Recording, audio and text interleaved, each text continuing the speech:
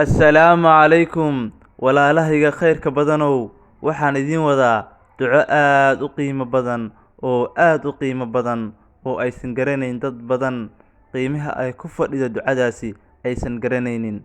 Waxaan Allah subxaanahu wa tacaala ka rajaynayaa haddii aad ducadaas aad maanta ka bilowdid in ducadaas Rabbi subxaanahu wa tacaala barakadeeda iyo khayrkeeda inuu Rabbi subxaanahu wa tacaala ku tusi doono.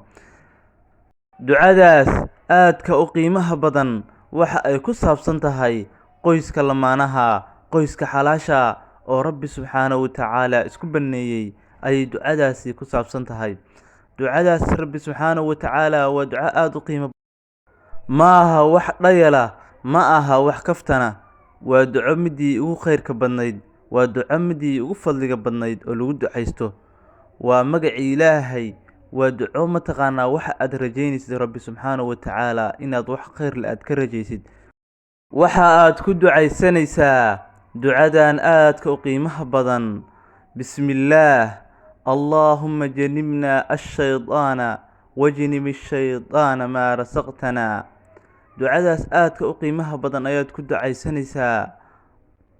magaca Ilaahay ayaan ku bilaabayaa.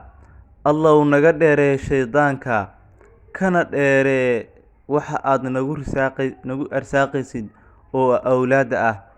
waa duco aad u qiimo badan, waa duco aysan dad badan macnaheeda garanayn, waa duco ay dad badan dhayalsanayaan.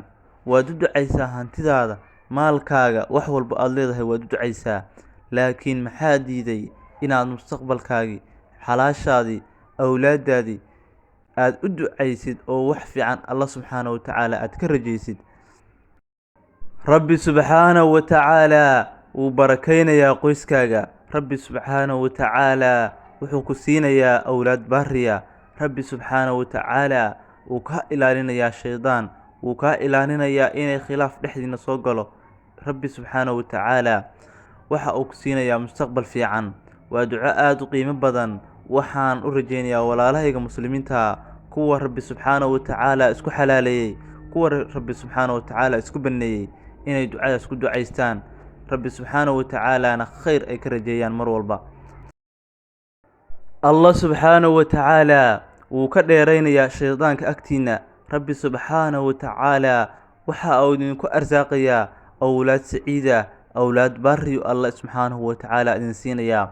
war ku ducaysta, war ducada badiya marka aad jamaac samaynaysaan, marka aad gogoshiina joogtaan. Rabbi subxaanahu wa tacaala shaydaanka waa idinka haynayaa. Rabbi subxaanahu wa tacaala waxa uu idin siinayaa awlaad baariya, awlaad aan caasi idinku noqon, awlaad aan shayaadiin idinku noqon ayuu Rabbi subxaanahu wa tacaala idin siinayaa. walaalkayga qiimaha badanow, aad baad ugu mahadsan tahay daawashada muuqaalkana daawatay. waxaan kaaga rajaynayaa Rabbi subxaanahu wa tacaala inuu niyadaada geliyo wanaag. insha Allah na dhiirigeli saan u soo badino muuqaaladan oo kale.